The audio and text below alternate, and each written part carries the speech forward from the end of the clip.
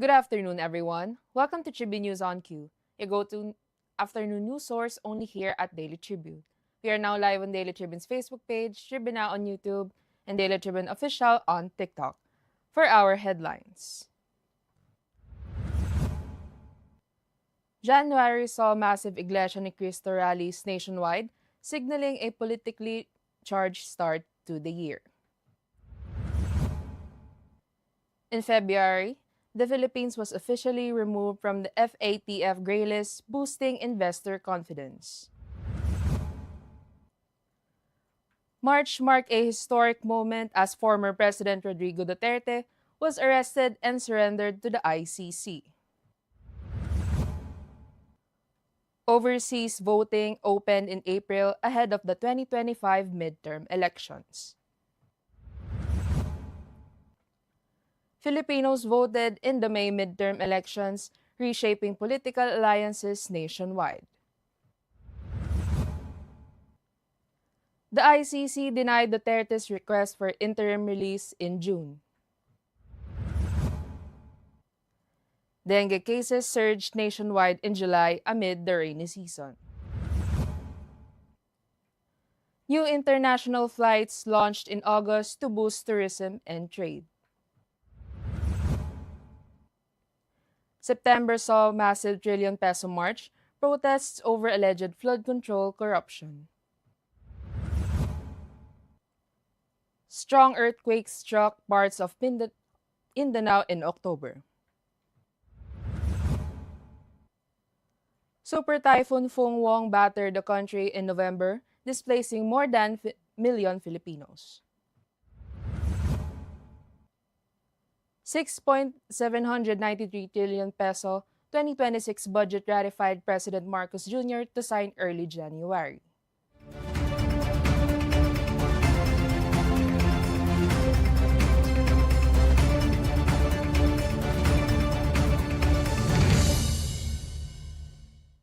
Today is the 31st of December 2025, Wednesday, and I'm Louisse Kalingag, bringing you today's 2025 top stories month by month. Let's get started. The year opened with large-scale Iglesia ni Cristo rallies held across major cities, including Metro Manila. The demonstrations expressed support for President Ferdinand Marcos Jr. and opposition to moves against Vice President Sara Duterte. Analysts said the rallies underscored the continuing political influence of religious groups in Philippine governance. In February, the Philippines was officially removed from the Financial Action Task Force gray list. Authorities credited stronger anti-money laundering reforms and tighter financial oversight. The move was welcomed by business groups, citing improved investor confidence and reduced transaction scrutiny. March marked a historic and controversial development as former President Rodrigo Duterte was arrested and surrendered to the International Criminal Court in The Hague. Duterte faces crimes against humanity charges linked to his war on drugs. The arrest sparked nationwide protests, diplomatic debates, and renewed discussions on accountability and sovereignty. In April, overseas Filipinos began casting their votes for the May midterm elections. The Commission on Elections expanded voting access for overseas workers, recognizing their growing influence in national political outcomes. On May 12, Filipinos went to the polls for the 2025 midterm elections. Voters elected half of the Senate, all members of the House of Representatives, and thousands of local officials. The results reflected shifting alliances and public frustration over corruption and governance issues. In June, the International Criminal Court denied Duterte's request for interim release.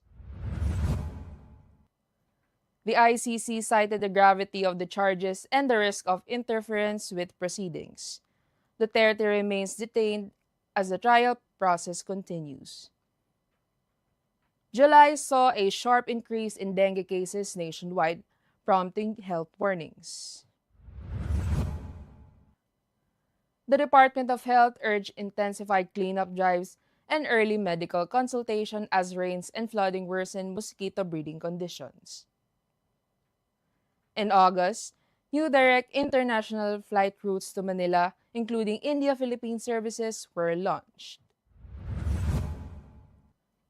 Tourism officials said the new routes aim to diversify visitor markets and strengthen economic ties with emerging partners. September was marked by massive anti-corruption protests dubbed the Trillion Peso March. Demonstrators demanded accountability over alleged misuse of flood control funds, drawing tens of thousands to major protest sites nationwide. Strong earthquakes struck parts of Mindanao in October, damaging homes and infrastructure. Authorities issued tsunami warnings in some coastal areas and reported casualties and displacement, renewing calls for disaster preparedness reforms. In November, Super Typhoon Fenghuang battered several regions of the country. This storm displaced more than 1 million Filipinos and reignited scrutiny over flood control projects and disaster response systems. The House and Senate approved the 6.793 trillion 2026 national budget, sending it to President Marcos Jr. for signing, preventing a reenacted 2025 budget.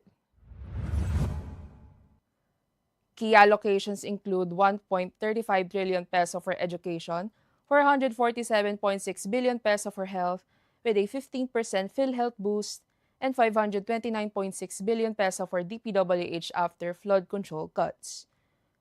The 243.4 billion peso on program appropriations remain, with safeguards against misuse. Marcos is expected to sign the budget in early January. Moreover, several major news has shaken up the Philippines from politics, economics, living, and justice. First in line, missing sabongeros. The disappearance of 34 cockfighting enthusiasts since 2021 continues to haunt the nation. The cases, spanning multiple provinces, suggest abductions, with families reporting their loved ones never returned after heading to cockfighting events. Whistleblower Julie Dondon Patidongan named alleged masterminds, including businessman Atong Ang and actress Gretchen Barreto, leading to criminal complaints and indictments. Despite these milestones, no convictions have been secured, leaving families without answers. The case highlights ongoing questions about justice and the ability of authorities to hold influential figures accountable. Second, the flood control project anomalies. 2025 saw a major corruption investigation into flood control projects nationwide. It began in July when President Marcos ordered audits following reports of anomalies. By August, Senator Lacson and local leaders flagged overpriced, incomplete, or unverified projects. Formal probes and audits in September uncovered hundreds of ghost projects worth billions of pesos. October and November saw account freezes, criminal charges, and the unveiling of a detention facility for suspects. Public protests demanded transparency, prompting the DPWH to pause new projects and implement science-based reviews moving forward. Third, the cabinet shakeup. President Marcos launched a major cabinet reshuffle in May 2025, requesting courtesy resignations from all secretaries and equivalent officials as part of the bold reset following the midterm elections. Around 52 officials complied, with key economic leaders retained for stability. The overhaul intensified in November amid the multi-billion peso flood control corruption scandal, leading to high-profile exits including Executive Secretary Lucas Bersamin and Budget Secretary Amena Pangandaman. Ralph Recto moved to Executive Secretary, Frederick Go became Finance Secretary, and interim appointments like Rolando Toledo ensured continuity. The shakeup continues to influence political discourse and market confidence. That's all for now. Join us again tomorrow at 11 a.m. still here on Daily Tribune's Facebook page, Tribune on YouTube, and Daily Tribune Official on TikTok for your showbiz and social media rundown for the year 2025. Once again, I'm Louise Kalingag, and this has been Tribune News on Q. Happy New Year, Katribu!